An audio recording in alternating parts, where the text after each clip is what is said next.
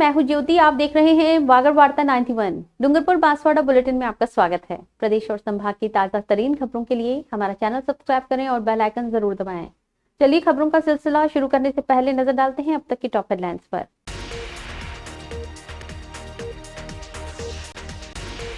सिरफिरे शिक्षक का खौफनाक वार, सगे भाई पर कुल्हाड़ी से किया हमला, जमीन विवाद बना हमले की वजह। पुलिस कस्टडी में युवक की मौत पर बवाल जारी, मुआवजा और सरकारी नौकरी की मांग को लेकर मुख्यमंत्री के नाम सौंपा ज्ञापन। माही नदी में उतरकर कांग्रेस कार्यकर्ता ने किया सत्याग्रह, माही का पानी दूसरे जिलों में भेजने की तैयारी को लेकर जताया विरोध।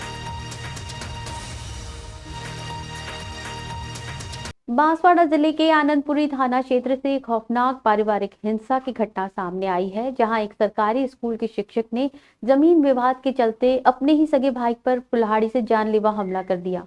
सुंदराव गांव में आरोपी शिक्षक दिनेश ने मामूली कहासुनी के बाद बड़े भाई सुखलाल के सर पर कुल्हाड़ी से वार कर दिया, जिससे वो गंभीर रूप से घायल हो गया। पुलिस मौके पर पहले ही पहुंची थी, लेकिन उनके जाने के तुरंत बाद ये हमला हुआ। बांसवाड़ा जिले के आनंदपुरी थाना क्षेत्र में एक शिक्षक ने अपने ही बड़े भाई पर कुल्हाड़ी से जानलेवा हमला कर दिया। आरोपी शिक्षक, जो पेशे से सरकारी स्कूल में शिक्षक है, उसने जमीन विवाद को लेकर ये खौफनाक कदम उठाया। जानकारी के अनुसार दिनेश और उसका बड़ा भाई सुखलाल पिछले कुछ समय से खेत की बाड़ाबंदी को लेकर विवाद में थे। गुरुवार को इस विवाद ने हिंसक रूप ले लिया। मामूली कहासुनी के बाद दिनेश ने घर में रखी कुल्हाड़ी उठा ली और सीधे भाई के माथे पर वार कर दिया। अचानक हुए इस हमले से सुखलाल लहूलुहान हो गया और मौके पर चीख पुकार मच गई। गांव वालों ने घायल सुखलाल को तुरंत अस्पताल पहुंचाया, जहां डॉक्टरों ने उसके माथे पर 9 टांके लगाए। सुखलाल की स्थिति अभी स्थिर बताई जा रही है। हैरानी की बात यह है कि घटना से कुछ समय पहले ही पुलिस गांव पहुंची थी और दोनों भाइयों से बयान लेकर चली गई थी, लेकिन जैसे ही पुलिस मौके से गई, दिनेश ने हमला कर दिया। बताया जा रहा है कि दिनेश इस बात से नाराज था कि सुखलाल ने पहले के विवाद की रिपोर्ट थाने में दे दी थी। फिलहाल पुलिस ने दिनेश के खिलाफ मामला दर्ज कर लिया है और जांच शुरू कर दी है। हम वो घर पे अकेले सोए हुए थे, तो अचानक आके हमला कर दिया। तो हम उनको अच्छी तरह से जो भी कार्रवाई होए वो पूरी होना चाहिए, क्योंकि न्याय मिलना चाहिए बस। उदयपुर के ऋषभदेव में पुलिस हिरासत में हुई एक सराफा व्यापारी की मौत को लेकर अब सामाजिक आक्रोश तेज हो गया है। सागवाड़ा में पंचाल समाज की 14 चोखड़ा इकाई ने ऋषभदेव थाने में हुई इस मौत के मामले को लेकर मुख्यमंत्री के नाम तहसीलदार को ज्ञापन सौंपा। समाज ने मृतक सुरेश पंचाल को न्याय दिलाने की मांग करते हुए दोषी पुलिसकर्मियों की गिरफ्तारी, आर्थिक सहायता और आश्रित को सरकारी नौकरी देने की मांग की है। डूंगरपुर जिले के बिछीवाड़ा कस्बे के रहने वाले सराफा व्यापारी सुरेंद्र पंचाल की पुलिस हिरासत में मौत के बाद इलाके में रोष फैल गया है। व्यापारी की मौत को लेकर पंचाल समाज 14 चोखड़ा इकाई सागवाड़ा ने गुरुवार को सागवाड़ा तहसीलदार को मुख्यमंत्री के नाम ज्ञापन सौंपा। इस मौके पर सागवाड़ा और आसपास के गाँव से बड़ी संख्या में समाजजन एकत्रित हुए। ज्ञापन में बताया गया कि केसरियाजी थाना पुलिस ने सुरेश पंचाल को चोरी का सामान खरीदने के शक में सादी वर्दी में हिरासत में लिया था, वो भी बिना किसी कानूनी प्रक्रिया के। हिरासत के दौरान सुरेश पंचाल को शारीरिक और मानसिक रूप से प्रताड़ित किया गया, जिससे उसकी मौत हो गई। पंचाल समाज के प्रतिनिधियों ने घटना को गंभीर मानते हुए उच्च स्तरीय निष्पक्ष जांच की मांग की है। साथ ही दोषी पुलिसकर्मियों के खिलाफ FIR दर्ज कर तत्काल गिरफ्तारी, मृतक के परिवार को आर्थिक सहायता और एक आश्रित को सरकारी नौकरी देने की मांग भी ज्ञापन में शामिल है। समाज ने ये भी मांग की है कि पुलिस थानों में CCTV कैमरे प्रभावी रूप से कार्यरत हों, ताकि भविष्य में इस तरह की घटनाओं को रोका जा सके। ज्ञापन सौंपने वालों में समाज अध्यक्ष धूलजी पंचाल, महामंत्री नटवरलाल पंचाल समेत कई वरिष्ठ समाजजन उपस्थित रहे। पिछले 3-4 दिन से मीडिया में, सोशल मीडिया में बहुत जबरदस्त ढंग से वायरल हो रहा है। हमारे एक साथी सराफा व्यवसायी भाई सुरेश जी पंचाल, जो ऋषभदेव थाना में उनकी बहुत संदिग्ध अवस्था में मौत हुई है। अगर हम कहें, जो उनके फोटो वायरल हुए हैं और जो उनकी हम पीड़ा देखें, परिवार की पीड़ा देखें, तो निश्चित तौर पर एक निर्मम हत्या हुई है। उस हत्या की उच्च स्तरीय जाँच के लिए हम आज यहाँ ज्ञापन देने इकट्ठे हुए हैं। बांसवाड़ा जिले में माही नदी के पानी को सिरोही, जालोर, पाली और राजसमंद जिलों में ले जाने की योजना का विरोध तेज होता जा रहा है। इसी कड़ी में कांग्रेस कार्यकर्ता माही नदी में उतरकर जल सत्याग्रह पर बैठ गए। प्रदर्शनकारियों का कहना है कि माही डैम बनने के बावजूद जिले के बैकवाटर क्षेत्र के किसानों को अब तक पर्याप्त सिंचाई सुविधा नहीं मिल पाई है। उन्होंने कहा कि माही का पहला हक बांसवाड़ा के किसानों का है। अगर सरकार ने ये फैसला वापस नहीं लिया तो आंदोलन और उग्र किया जाएगा।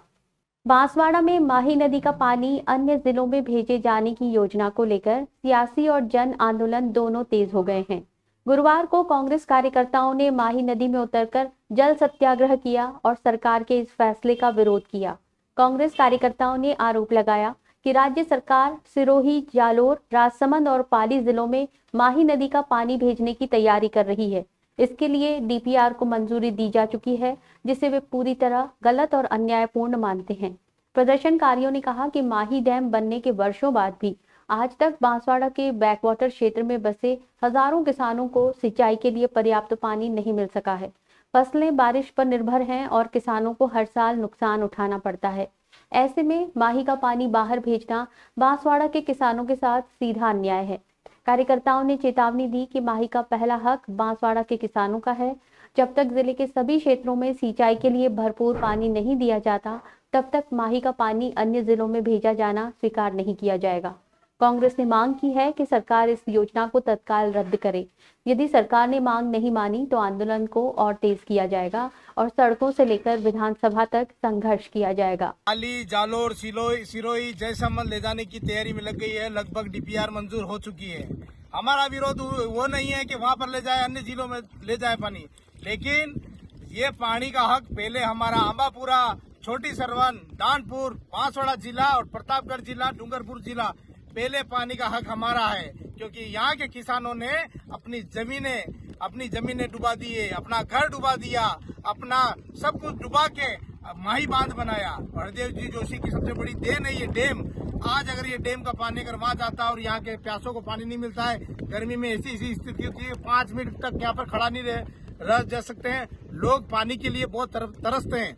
तो हमारी एक ही मांग है, यहाँ के किसानों को, यहाँ के लोगों को पहले पानी की सुविधा उपलब्ध कराई जाए, इसके बाद अन्य क्षेत्रों को दिया जाए। हमारी कोई विरोध, उस तरह का विरोध नहीं, लेकिन हमारा विरोध यही है। बांसवाड़ा जिले की गढ़ी पंचायत समिति के सेमालिया गांव में जल जीवन मिशन के तहत लगाए गए 2 सोलर प्लांट में घोटाले का खुलासा हुआ है। एक प्लांट 6 महीने में ही खराब हो गया, जबकि दूसरा चालू ही नहीं किया गया।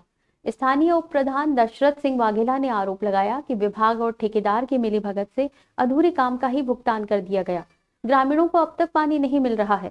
बांसवाड़ा जिले की गढ़ी पंचायत समिति के अंतर्गत सेमालिया गांव में जल जीवन मिशन के नाम पर बड़ी अनियमितता सामने आई है।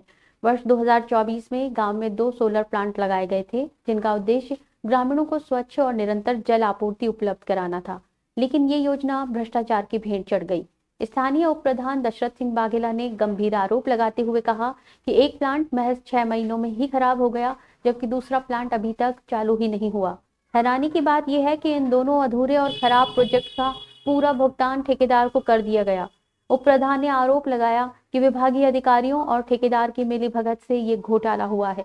ग्रामीण आज भी पीने के पानी की सुविधा से वंचित हैं और टैंकरों या हैंडपंपों पर निर्भर हैं। मामले को लेकर गांव में भारी आक्रोश है। ग्रामीणों ने उप प्रधान दशरथ सिंह वाघेला और सरपंच नानूलाल बामणिया को मौके पर बुलाया और योजना में हुई गड़बड़ियों की शिकायत करते हुए उच्च स्तरीय जांच की मांग की। गांव के लोगों का कहना है कि सरकार द्वारा चलाई जा रही जल जीवन मिशन जैसी योजना अगर सही तरीके से लागू नहीं हुई तो इसका सीधा नुकसान जनता को भुगतना पड़ता है।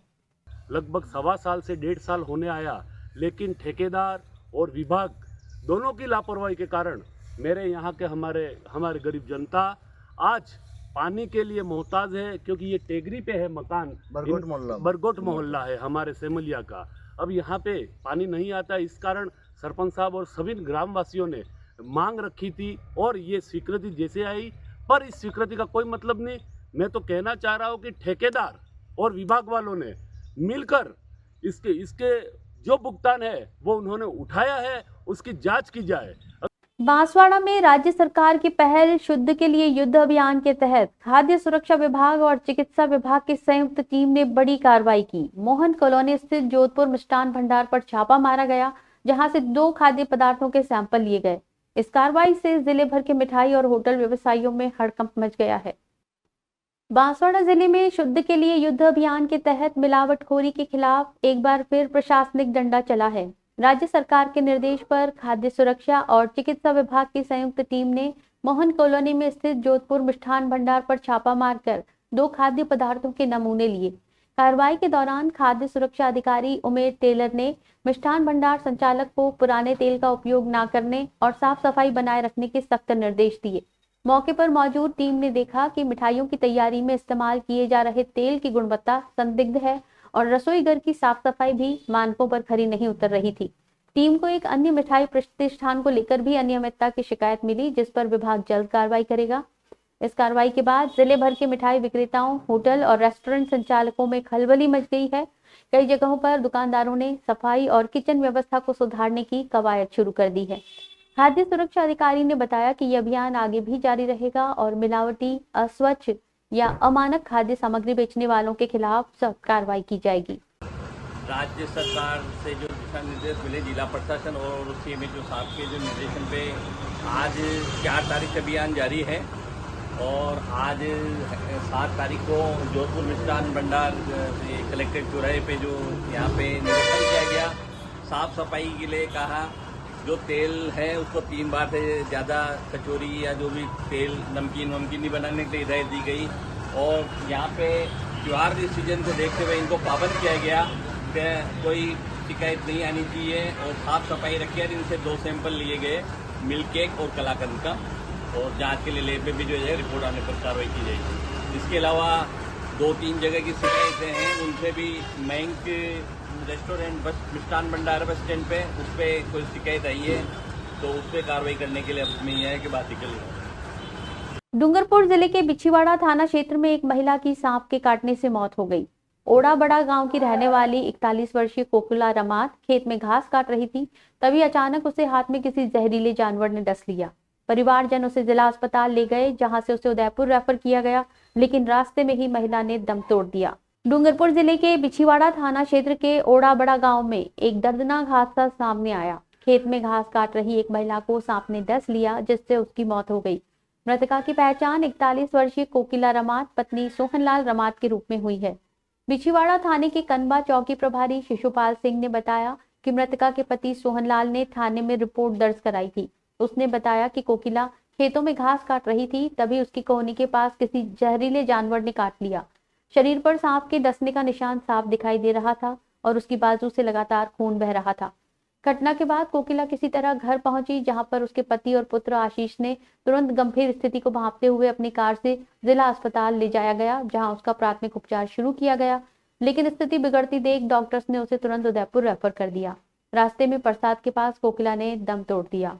बाद में शव को पुनः डूंगरपुर जिला अस्पताल की मोर्चरी में लाया गया, जहां गुरुवार सुबह पुलिस की उपस्थिति में पोस्टमार्टम की प्रक्रिया पूरी की गई। शव परिजनों को सुपुर्द कर दिया गया।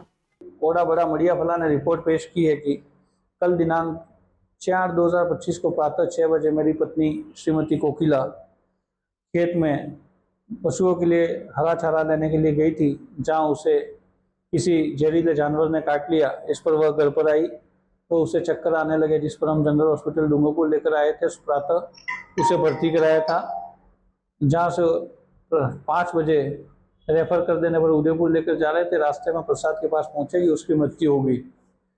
बांसवाड़ा जिले के दानपुर थाना क्षेत्र में एक युवक की सड़क दुर्घटना में मौत हो गई। मृतक की पहचान प्रेमचंद के रूप में हुई है, जो बांसवाड़ा में कैटरिंग का काम करता था। जानकारी के अनुसार प्रेमचंद बीती रात अपने ससुराल जा रहा था, तभी होलाको मोड़ के पास उसका शव और टूटी हुई बाइक मिली। हादसे की वजह स्पष्ट नहीं है, लेकिन प्रथम दृष्टया सड़क दुर्घटना की आशंका जताई जा रही है। बांसवाड़ा जिले के दानपुर थाना क्षेत्र से एक दर्दनाक खबर सामने आई है। बुधवार रात एक युवक की सड़क हादसे में मौत हो गई। मृतक की पहचान प्रेमचंद निवासी दनाक्षरी के रूप में हुई है। वो बांसवाड़ा शहर में कैटरिंग का कार्य करता था। जानकारी के अनुसार प्रेमचंद बीती रात अपने ससुराल की ओर जा रहा था, लेकिन रास्ते में छोटी सरवन क्षेत्र के होलाको मोड़ पर उसकी क्षतिग्रस्त बाइक और शव मिला, जिससे स्पष्ट होता है कि रास्ते में किसी वाहन से टकराकर उसकी मौत हुई है। हालांकि अब तक ये साफ नहीं हो सका है कि दुर्घटना किसी अन्य वाहन से हुई टक्कर के कारण हुई या फिर बाइक का संतुलन बिगड़ने से हादसा हुआ। स्थानीय लोगों ने पुलिस को सूचना दी। इसके बाद दानपुर थाना पुलिस मौके पर पहुंची और शव को कब्जे में लेकर मोर्चरी में रखवाया। पुलिस अब क्षेत्र के सीसीटीवी फुटेज खंगालने और प्रत्यक्षदर्शियों के बयान के आधार पर मामले की तह तक पहुंचने का प्रयास कर रही है। आया था मोटरसाइकिल सहित, जो दनाक्षरी मूल्य रोड के पास में अज्ञात वाहन द्वारा टक्कर हुई है, जिसकी बॉडी को रात को PHC छोटी खरमन में लाया गया, छोटी खरमन से यहाँ लाया गया। रिपोर्ट देंगे जिससे पता लगेगा। सबका पोस्टमार्टम होगा सर? पोस्टमार्टम अभी पंचायतनामा बना रहे हैं, जैसे ही इसको होगी वैसे कार्रवाई की जाएगी। बांसवाड़ा जिले के कुशलगढ़ क्षेत्र से एक हैरान करने वाली खबर सामने आई है। घाटा ग्राम पंचायत के आमलीपाड़ा में राशन वितरण के दौरान उपभोक्ताओं और राशन डीलर के बीच जमकर विवाद हो गया। स्थिति इतनी बिगड़ गई कि डीलर को दुकान बंद कर मौके से भागना पड़ा। प्रत्यक्षदर्शियों का कहना है कि गेहूं लेने पहुंचे ग्रामीण लाइन तोड़कर अव्यवस्थित हो गए, जिससे डीलर और लोगों के बीच कहासुनी हो गई। ग्रामीणों ने डीलर पर मनमानी के भी आरोप लगाए। बांसवाड़ा जिले के कुशलगढ़ उपखंड क्षेत्र के घाटा ग्राम पंचायत के आमलीपाड़ा में गुरुवार को राशन वितरण के दौरान अफरा तफरी का माहौल बन गया। राशन डीलर द्वारा गेहूं वितरण के दौरान उपभोक्ता बड़ी संख्या में दुकान पर एकत्रित हो गए, लेकिन कोई व्यवस्थित लाइन नहीं होने के कारण जल्द ही स्थिति तनावपूर्ण हो गई। प्रत्यक्षदर्शियों के अनुसार डीलर गेहूं बांट रहा था, लेकिन कई ग्रामीण बिना कतार में लगे सीधे दुकान के सामने पहुंचकर गेहूं मांगने लगे। इस अव्यवस्था के बीच डीलर और ग्रामीणों के बीच बहस शुरू हो गई। बात इतनी बढ़ गई कि दोनों पक्षों में तू-तू मैं-मैं हो गई और माहौल गर्मा गया। हालात बिगड़ते देख डीलर ने तुरंत दुकान बंद कर दी और मौके से भाग निकला। ग्रामीणों ने आरोप लगाया कि डीलर मनमानी करता है और वितरण प्रणाली पूरी तरह अपारदर्शी है।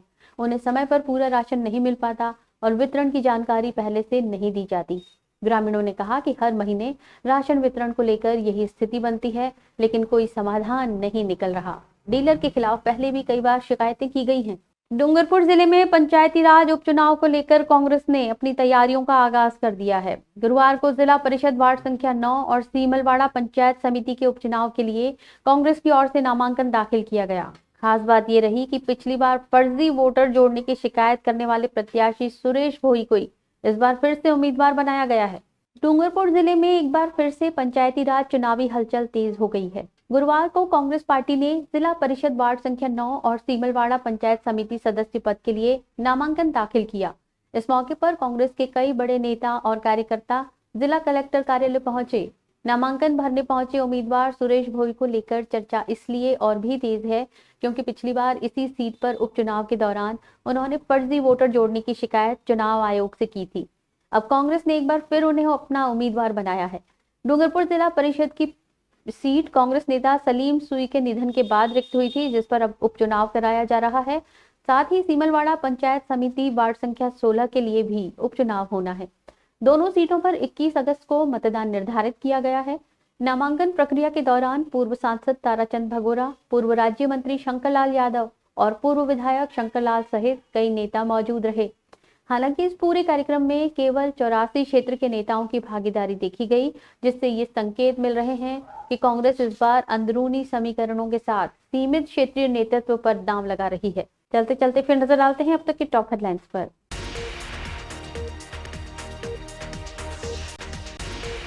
फिर शिक्षक का खौफनाक वार, सगे भाई पर कुल्हाड़ी से किया हमला, जमीन विवाद बना हमले की वजह। पुलिस कस्टडी में युवक की मौत पर बवाल जारी, मुआवजा और सरकारी नौकरी की मांग को लेकर मुख्यमंत्री के नाम सौंपा ज्ञापन। माही नदी में उतरकर कांग्रेस कार्यकर्ता ने किया सत्याग्रह, माही का पानी दूसरे जिलों में भेजने की तैयारी को लेकर जताया विरोध। अपने स्मार्टफोन पर प्रदेश भर की खबरों से अपडेट रहने के लिए आज ही हमारा चैनल सब्सक्राइब करें और बेल आइकन जरूर दबाएं। फिलहाल इस बुलेटिन में इतना ही। दीजिए इजाजत ज्योति को। आप बने रहिए वागड़ वार्ता 91 के साथ। नमस्कार।